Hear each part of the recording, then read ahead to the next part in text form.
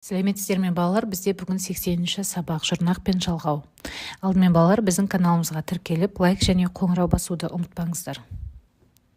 Бүгінгі сабақта жұрнақ пен жалғауды ажыратамыз, мәтін мазмұны бойынша сұрақтар құрастырамыз. 67-ші жаттығу. Мәтінді оқып, жұмбақ шалдың не дегенін болжап айт дейді.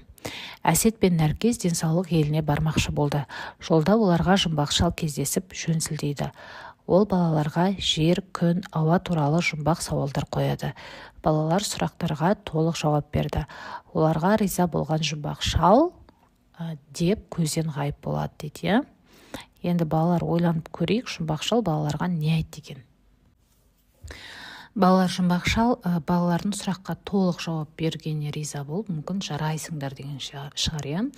Мүмкін жер, күн, ауа туралы жұмбақ қойғаннан кейін табиғатты қорғаңдар деп мүмкін аманаттаған шығар. Міне бізде осындай болжамдар бар, ал сіздерде қандай болжам бар, жаза отырыңыздар. Енді арғай тапсырмалар орындаймыз. Мәтін мазмұны бойынша бір-біріне сұрақ қойыңдар дейді. Біз 4 сұрақ құрастырдық.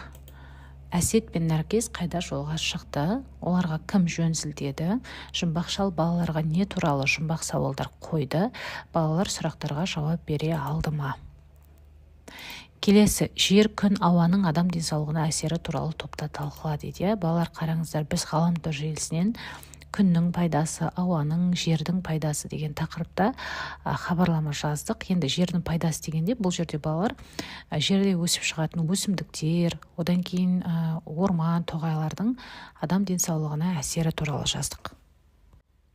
Күннің пайдасы туралы да дәл солай, адамның денсаулығына қаншалықты әсер ететін. Мысалы, күн сәулесі әсіресе жас балалардың денсаулығына пайдасы зор екен. Мысалы, ауылда жас балалар далада көп ойнаған кезде олардың денесі тезірек өседі екен. Әсіресе күннің құрамындағы Д дәрумені ол адамның ұзақ өмір сүруіне әсер етеді екен. Келесі, ауаның пайдасы. Балалар, бұл ауа адамның, жануар мен өсімдіктер әлемінің тіршілік ететін ортасы. Сондықтан таза ауаның адамға пайдасы өте зор. Соның бірі ол таза ауа, әсіресе бұл қатерлі ісіктен қорғайды екен.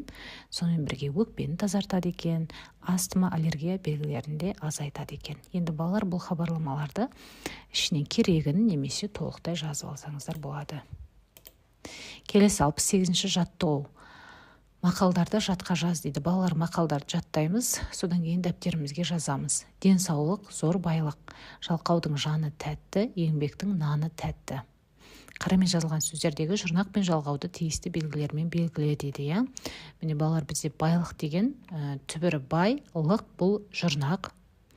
Ал жалқаудың және еңбектің деген кезде жалқаудың жалғау, тің ол да ілік септігінің жалғауы. Келесі 69-шы жаттығу. Тірек сөздерді пайдаланып, күн тәртібі тақырыбына әңгіме құрастыр дейді. Тірек сөздер бізде ерте тұру, демалу, тамақ ішу, сабаққа дайындалу, ойнау, кітап оқу екен. Біз мынандай әңгіме құрастырдық.